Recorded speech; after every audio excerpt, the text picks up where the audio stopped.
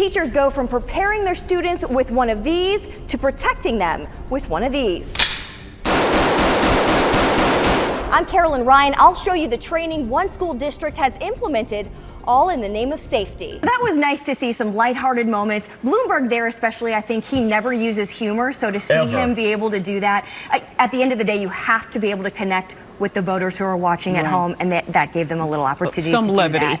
With just 2 days left until Election Day, President Trump and Joe Biden are making their final pitches. President Trump barnstorming swing states today. There are 2 investigations underway. The Secretary of State's office is vowing to get to the bottom of what transpired today, what caused all of those issues, as well as the Georgia House of Representatives vowing to investigate as well to ensure that what happened today does not happen heading into the general election. He adamantly supported Representative Doug Collins for your position that you now have. Does that concern you or worry you at all?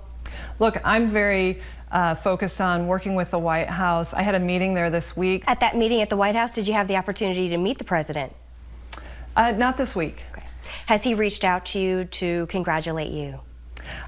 We haven't had the opportunity to speak. Somebody else who has been very vocal about that violence is Angela Stanton King. She's running for Congress District 5, John Lewis's seat. And Angela, I saw on Twitter you have been very vocal and specifically about Antifa. What are you seeing? What are you hearing? In 4.5 hours from now, all eyes will be on Wall Street. Investors anxiously awaiting the opening bell this morning to see if the markets will rebound. That's because yesterday the Dow dropped a whopping 969 points. The Nasdaq fell 279 and the S&P lost 106. And yes, you can blame the coronavirus for the gut punch to your pocketbook. There was a lot of really intense moments right up in their face and yelling and screaming. And then all of a sudden we heard cheers break out just a few steps away. We came down. And the reason why is you had, part of the crowd here kneeling, and the officers got down and kneeled with them. And just for a minute, that anger went away. And for a minute, they were on the same team.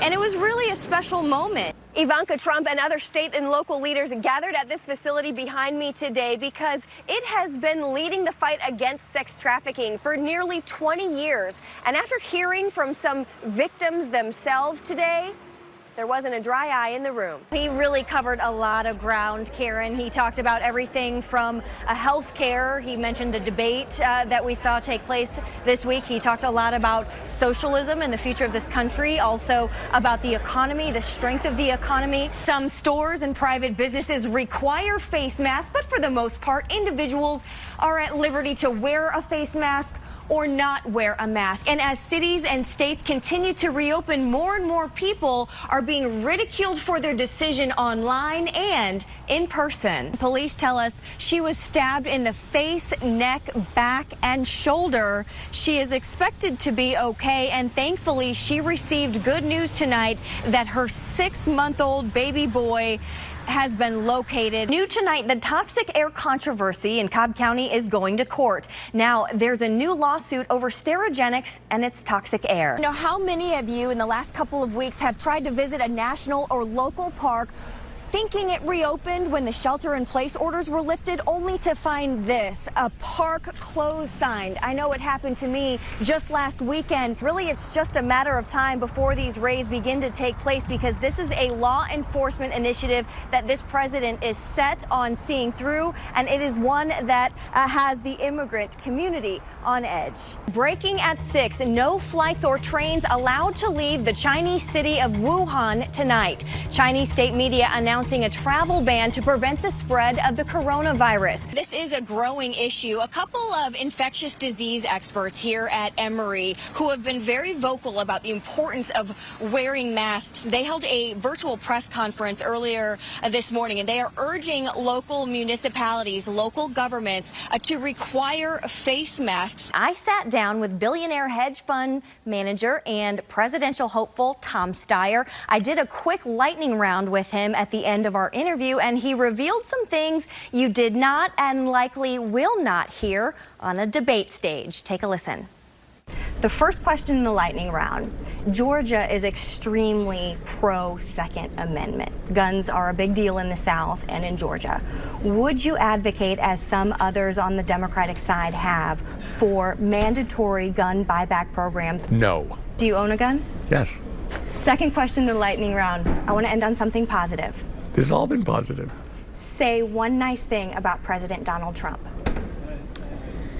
He signed a criminal justice bill. A lot of news coming out with General Flynn. Do you think he's going to be exonerated this week? And what does that mean for the narrative we've heard for the past 3 years regarding impeachment, collusion? Oh, for someone who's been fighting this for a long time. We are following some breaking news out of Cobb County, where police say one person is dead and another injured after they apparently tried to break into a home near Marietta. And CBS 46's Rebecca Schramm is live at the scene there this morning. That's off of Olive Springs Road. And Rebecca, police were there all night gathering evidence. And this morning, we're recognizing some of the Good Samaritans going above and beyond in this time of crisis. An Ohio nonprofit set up a temporary installation of 1,000 American flags at a local park to honor veterans. Carolyn, he insists that the problem at polling precincts today has absolutely nothing to do with the machines themselves, right? That is correct. There's an awful lot of finger pointing going on today, isn't there? The state is pointing the finger at some of these counties, saying the poll workers haven't been properly trained. And then the counties are pointing the finger back on the state, saying, hey, maybe it's just an issue with these voting machines. We've seen it all over Twitter that there's issues with the voting machines. So we went directly to the man who implemented the entire voting system here in the state of Georgia. Take a listen. The main part of the issues we've run into and been able to see so far is really a question of poll worker training. The equipment itself is functioning. And he went on to say that the state and the counties have all tested these voting machines, and they've been in use for early voting with no problems.